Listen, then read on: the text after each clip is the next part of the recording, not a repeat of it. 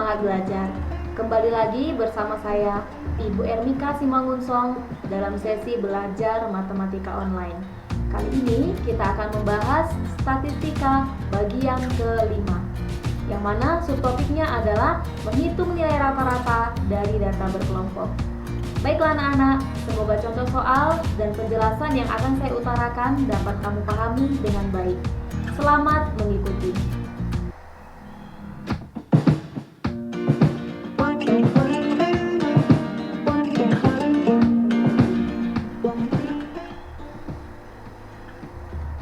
Kita mulai dari formulasi untuk nilai rata-rata dari data berkelompok.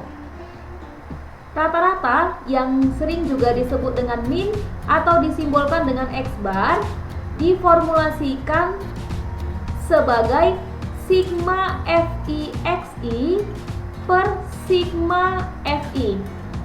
Seperti yang kita pelajari di pertemuan sebelumnya, bahwa sigma itu adalah simbol dari total penjumlahan. Jadi kalau ada di situ sigma FIXI berarti itu artinya total penjumlahan dari FIXI. Kemudian kalau ada tertulis sigma FI berarti itu adalah total penjumlahan dari FI. Kita lihat keterangan dari setiap elemen-elemen rumusnya. XI itu adalah nilai tengah kelas ke I. FI adalah frekuensi kelas ke I. Kemudian yang terakhir adalah sigma FI adalah jumlah frekuensi atau total frekuensi. Nah, sebelum kita masuk ke contoh soal yang sudah ada di layar gadget masing-masing, perlu kita ingat kembali bahwa nantinya untuk menghitung nilai rata-rata itu adalah batas bawah kelas tambah batas atas kelas bagi 2. Saya ulangi, nilai tengah adalah batas bawah kelas tambah batas atas kelas bagi 2. Oke, kita lihat soal yang pertama. Tentukanlah nilai rata-rata dari tabel berikut. Sudah tersaji kolom nilai dan kolom frekuensi. Nah, tugas kita yang pertama adalah melengkapi titik tengahnya atau melengkapi nilai tengah yang kita peroleh dengan cara menjumlahkan batas bawah dan batas atas bagi 2. Kita mulai untuk kelas pertama. Kelas pertama itu intervalnya 50 sampai 52. Berarti nilai tengahnya adalah batas bawah tambah batas atas bagi 2. 50 tambah 52 bagi 2. Jadi saya buat satu contohnya. Titik tengah kelas pertama adalah 50 tambah 52 bagi 2 sama dengan 102 bagi 2 sama dengan 51. Ini dia, 51. Ulangi cara yang sama untuk menghitung nilai tengah dari kelas yang lain. Untuk kelas kedua, berarti 53 tambah 55 bagi 2. Jadi 53 tambah 55, 108. 108 bagi 2 berarti 54. Atau ada cara lain untuk menghitung nilai tengah, titik tengah, ya. Nah, dengan menghitung panjang kelas dari setiap kelasnya. Kita ketahui dari pembelajaran sebelumnya, panjang kelas itu adalah banyaknya variasi nilai dalam satu interval. Banyaknya variasi nilai dalam satu interval. Nah, kalau kita lihat untuk kelas pertama itu 50 sampai 52. Ada berapa banyak itu variasi nilainya? Nah, kita hitung. 50, 51, 52. Berarti panjang kelasnya 3. Artinya, dalam setiap interval kelas, dalam setiap interval nilai ada 3 variasi nilai atau panjang kelasnya sama dengan 3. Nah, boleh cara itu kita pakai untuk menghitung titik tengahnya. Nah, seperti untuk contoh yang titik tengah yang kelas ketiga. Tadi kelas sebelumnya titik tengahnya sudah ada 54. Tinggal tambah 3, tinggal tambahkan dengan panjang kelas yang sudah kita hitung. 54 tambah 3 berarti 57. Tambah 3 berarti 60. Tambah 3 berarti 63. Tambah 3 berarti 66. Ya. Jadi boleh 60 ini boleh kamu peroleh dari batas bawah tambah batas atas bagi 2. 59 tambah 61 bagi 2 berarti 120. 120 bagi 2 sama dengan 60. Jadi cara yang berbeda hasilnya tetap sama. Oke. Kita berikutnya akan melengkapi kolom FI kali XI, perkalian antara frekuensinya dengan titik tengahnya. Oke, untuk kelas pertama 6 kali 51 berarti 306. Kelas kedua 5 kali 54 berarti 270. Kelas berikutnya 3 kali 57 berarti 171. Kemudian 12 kali 60 itu 720. Kemudian 8 kali 63 itu 504. Kemudian 11 kali 66 itu 726. Kemudian kita cari total dari FI kali XI nya. Totalkan mulai dari awal ya, 306 tambah 270 tambah 171 tambah 720 tambah 504 tambah 726. Totalnya adalah 2697. Oke, nah total frekuensinya ini sudah Ibu buat 45. 45 itu adalah total penjumlahan dari 6 tambah 5 tambah 3 tambah 12 tambah 8 tambah 11. Oke, kalau yang dua ini sudah kita hitung total frekuensi dan total FI/XI nya, maka kita tinggal memasukkan ke formulasi yang sudah kita bahas di atas. Tinggal buat sigma FI kali XI per sigma FI sama dengan, tinggal masukkan nilainya, 2697 bagi 45 sama dengan 59,93. Nah, kita sepakati bahwa setiap hitungan kita kalau nilainya itu desimal, kita ambil dia 2 desimal atau 2 di belakang koma. Baik anak-anak, itulah cara pertama untuk menghitung nilai rata-rata, yaitu dengan mencari nilai tengahnya, kemudian mengalihkan setiap frekuensi dengan nilai tengahnya, kemudian masukkan ke rumus. Cara yang kedua, yang menurut Ibu hitungannya lebih sederhana karena angkanya lebih kecil, yaitu dengan menggunakan nilai rataan sementara.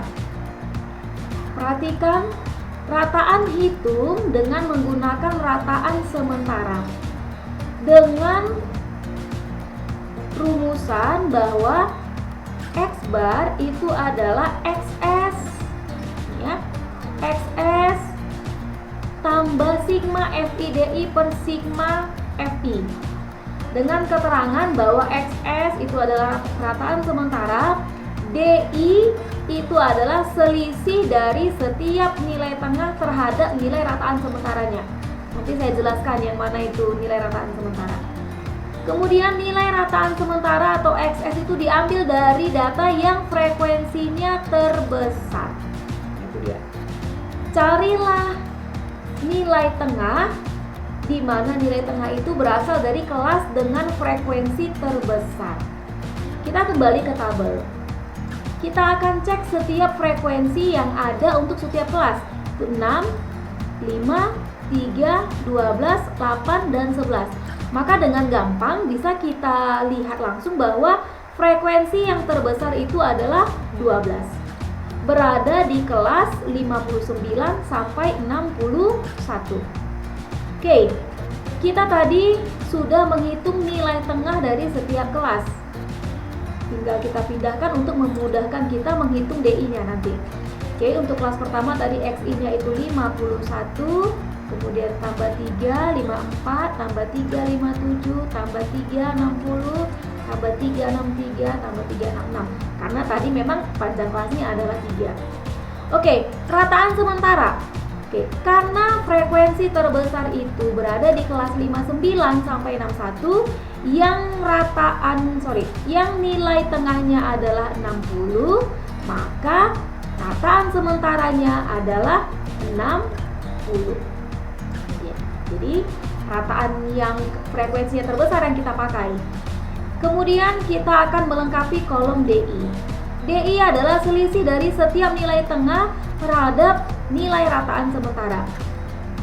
Kita mulai dari kelas pertama. Kelas pertama itu titik tengahnya adalah 51. Maka 51 kurang 60, karena DI itu adalah XI kurang XS. 51 kurang 60. Kita buat saja di sini. 51 kurang 60 berarti minus 9. Untuk kelas kedua, 54 kurang 60 berarti minus 6. Kelas berikutnya, 57 kurang 60 berarti minus 3. Kelas berikutnya 60 kurang 60 sama dengan 0, karena memang rataan sementara yang kita ambil berada pada kelas itu.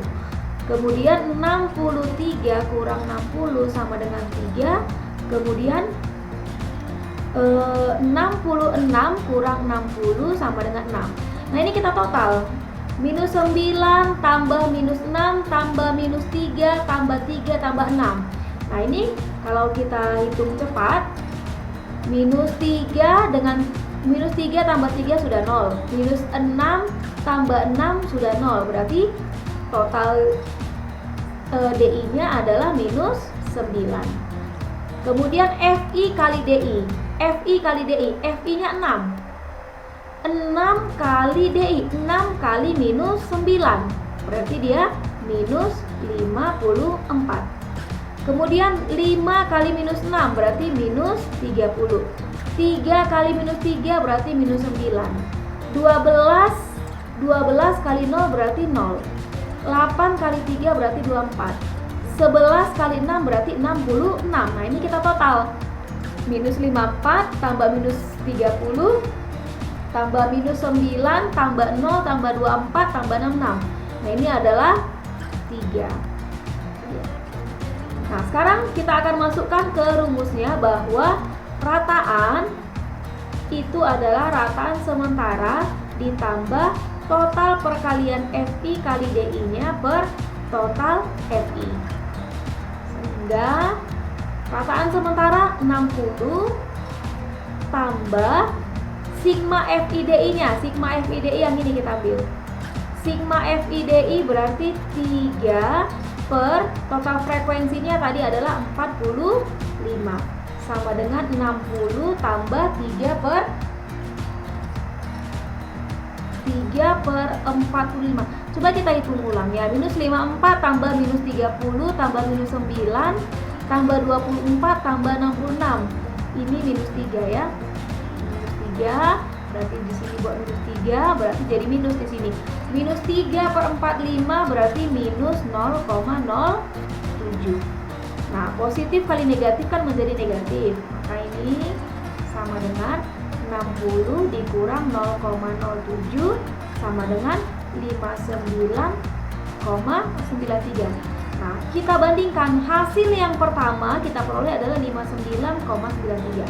Hasil yang kedua kita peroleh adalah 59,93. Jadi cara yang berbeda tapi hasilnya tetap sama. Jadi ini tergantung dari anak-anak sekalian ya, lebih gampang cara yang pertama atau yang kedua.